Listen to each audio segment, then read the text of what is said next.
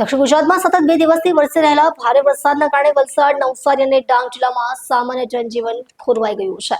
નદીઓ ઉભરાતા નીચાણવાળા વિસ્તારોમાં પૂર જેવી સ્થિતિ સર્જાઈ છે.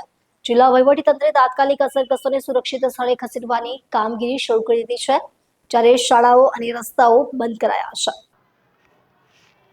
આ જિલ્લાઓમાં 24 કલાકમાં 150 મિલીમીટરથી વધુ વરસાદ નોંધાયો છે. પરિણામે ઓરડી, અંબિકા અને પૂર્ણા નદીનું જળસ્તર ખતરાના નિશાનથી ઉપર વહેતા ગ્રામ્ય વિસ્તારોના તેમજ શહેરી વિસ્તારોના નીચાણવાળા વિસ્તારોમાં પાણી ઘૂસી ગયું છે.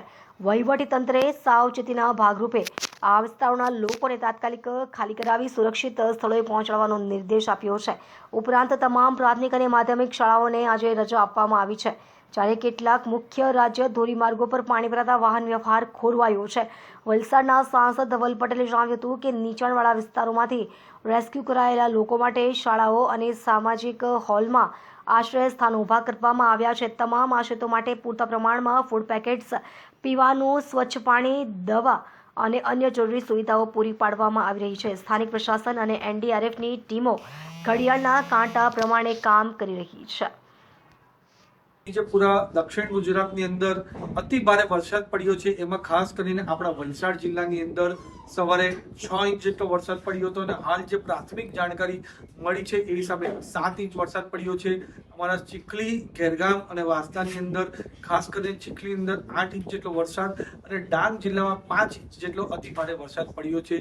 ત્યારે ખાસ કરીને અમારા વલસાડ જિલ્લો અને ડાંગ જિલ્લાની અંદર અમે કલેક્ટર સાથે સંકલન કરીને ત્યાં અમે શાળા અને કોલેજોમાં રજા જાહેર કરી છે.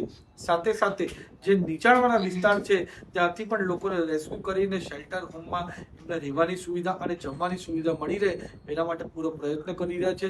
હાલ હમણાં વલસાડ જિલ્લાના 27 જેટલા રસ્તાઓ બંધ કર્યા છે, જે લોકોની સેફટી માટે છે.